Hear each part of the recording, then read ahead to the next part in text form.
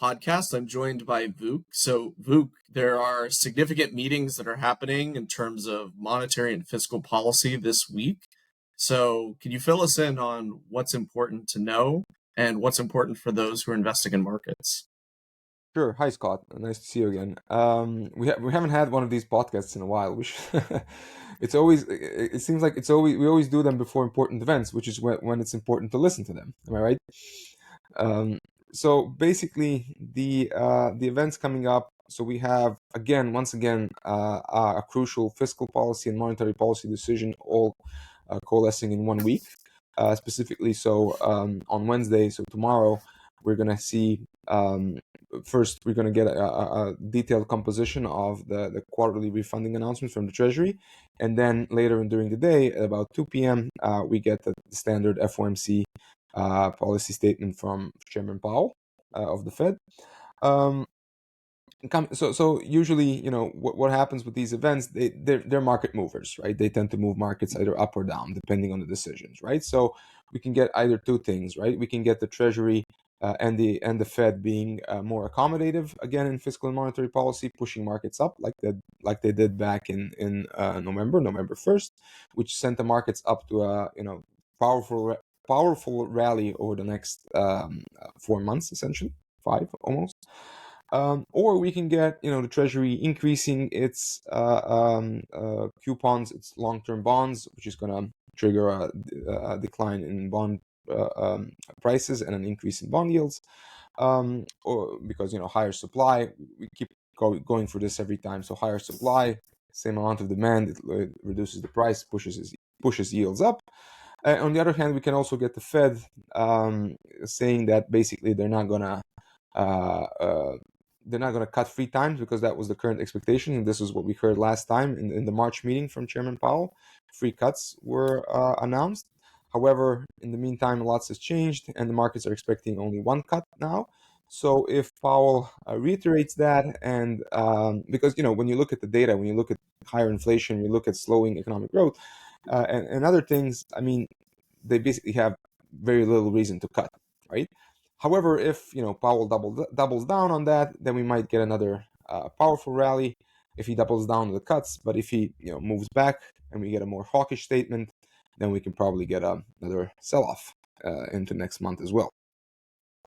Yeah, so I know this is a big election year in the US, and we've done a lot with elections in the past in terms of predicting elections, but I'm curious, what role do you think that the election will play in some of the decisions that are being made at the moment in terms of the Fed as well as other fiscal groups and fiscal considerations?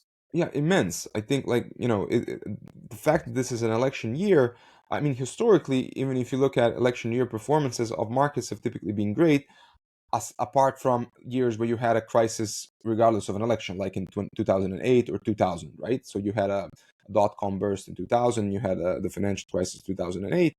But outside those years, markets have mostly gone up double digits during election years, because of standard, usual electoral concern reasons. You have the administration, you have fiscal policy pumping markets, you have monetary policy pumping, and that's normal, that's expected. So in that context, given that this is another pivotal election year, we will again have the Biden-Trump rematch of 2020, which is I don't know, I mean, I'm not an American, you are, so I don't know how enthusiastic you are about that. You can tell me. Anyway, You know my sentiments. yeah, I do. Anyway, but in addition, if you look at the decision that fiscal policymakers have to make, it's basically, and monetary policymakers as well, it's a trade-off at this point between stronger economic growth, so pumping up the economy before the election, and inflation on the other hand, which is resurfacing, which is going up again. It's 3.6% annual. So if that goes up to 4%, that could also be an electoral problem for the Biden administration, right? Because their entire agenda is, we lowered inflation without triggering a recession. The economy is doing great. Labor market is doing great, and that's a decent narrative. If again, monetary fiscal policymakers keep pumping, but on the other hand, if this causes inflation to resurface, I think it could hurt the administration. It could hurt their electoral chances.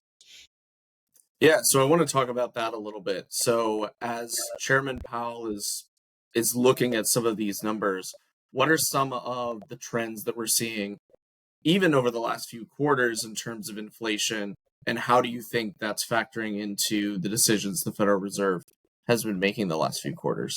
Sure. So the Federal Reserve over the past basically 2 years has been repeating that they're data dependent, right? So if, with inflation going very high in 2021, 2022, they had to react.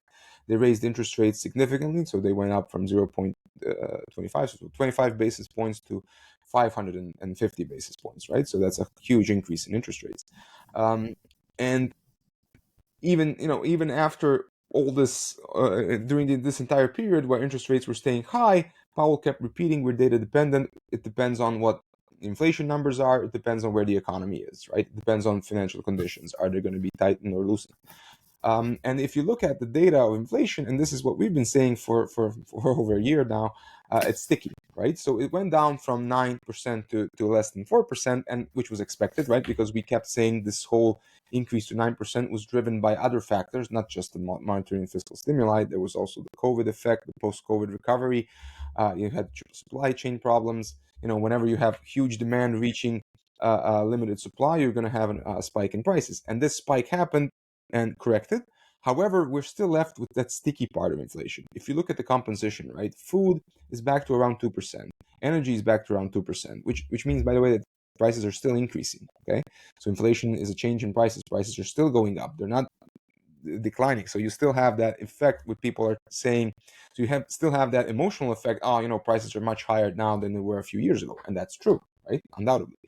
However, energy is going down, food is going down. It's growing slower, but then you have things like housing and transportation, and these numbers are still very high. We're talking 5, 6, 7%, even more on an annual level.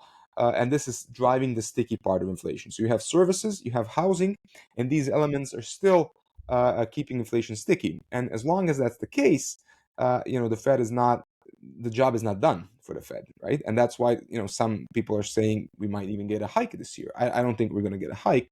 I think that it's either going to be a few cuts or no cuts, but the hike would be a bit too much at this point. However, we never know. Obviously, if inflation does start to picking up significantly, but I think like at this point it's probably going to remain sticky. So it's going to be between 3.5% and 4%. But that's the danger that we were talking about, right? If it goes to 4 or above, that's another psychological effect where people are going to say, "Oh my God, it's double the size of the Fed mandate," and we're still feeling this impact on prices. The Biden administration failed, so that's an electoral concern.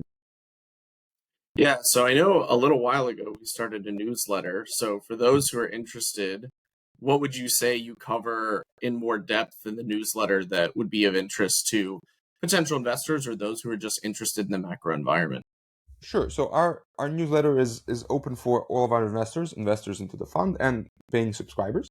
So what we typically in these type of weeks when we have the FOMC and the QRA, the Treasury and the Fed going with their decisions together, then we typically give scenarios, more bullish, more bearish, and probabilities and how these scenarios are achieved. So we have certain lines, we have certain levels that the market is going to go up or down to.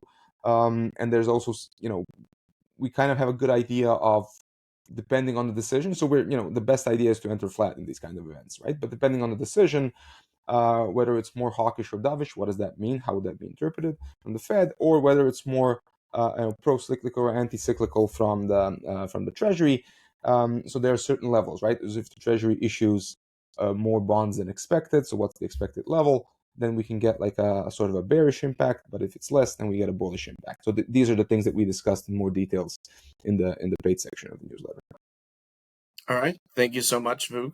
Always look forward to these conversations, and I look forward to the next one as well. Absolutely. Thank you, Scott.